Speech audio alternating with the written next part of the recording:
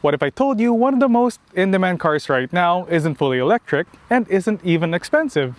This is the BYD Sealion 5, and in markets like the Philippines, it's selling out fast. Not hype, not influencer buzz, but actual demand. So today, let's break it down. The tech you're getting, the reason why this car keeps on disappearing from showrooms, and why people are choosing this over bigger brands.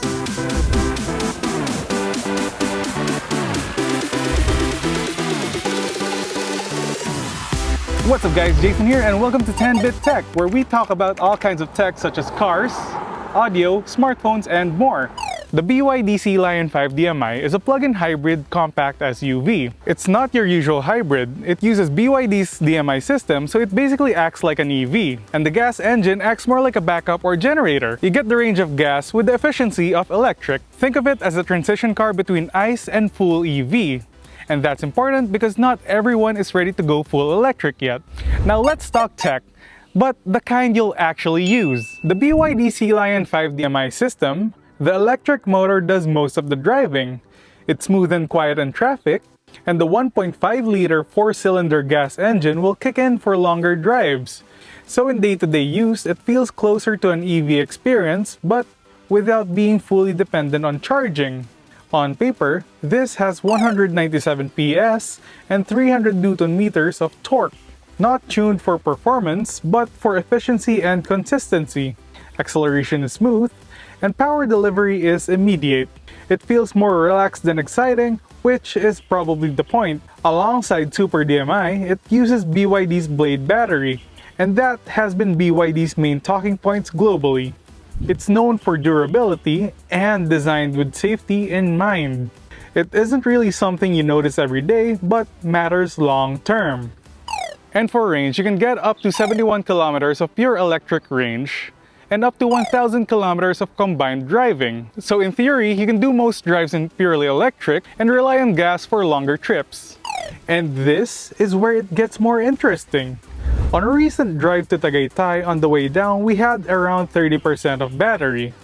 We actually ended up gaining about 7% back just from regenerative braking. Makes sense because driving downhill, you use the throttle less, and there's more energy recovery, and the system feeds power back into the battery. It's one of those things that you don't really think about until you see your battery percentage go up instead of down.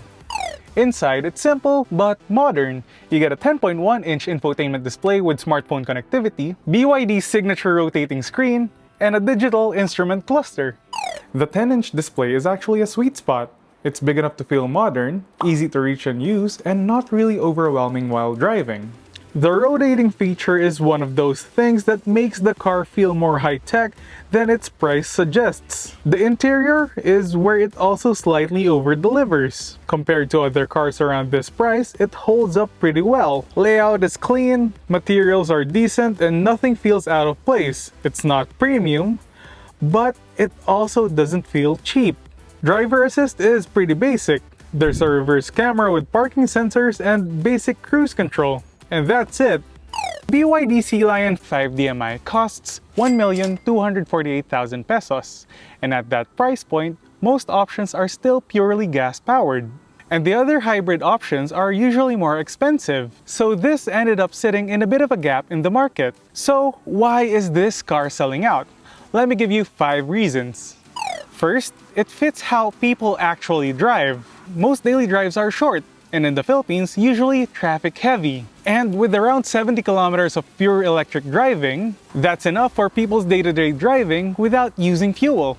Second, it avoids the usual EV concerns. You don't have to plan charging, and there is no range anxiety. Just drive it like a normal car, and that reason alone removes a lot of hesitation from buyers.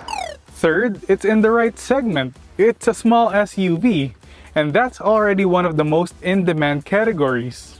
So even before the hybrid part, it already fits what people are looking for. Fourth, running cost expectations. Because this leans heavily on electric driving, fuel consumption should be lower, and the engine use is reduced. So over time, it's positioned to be cheaper to run than a typical gas SUV. And lastly, timing. BYD is expanding quickly in the Philippines. More and more people are seeing the brand, and are getting curious about hybrids, especially because of the gas crisis. And this is one of the more accessible entry points. And to hit that price, there's gonna be some compromises. The feature list is basic, driving feel is more relaxed than engaging, and the interior is good but not stand out. Nothing unusual, just part of the positioning.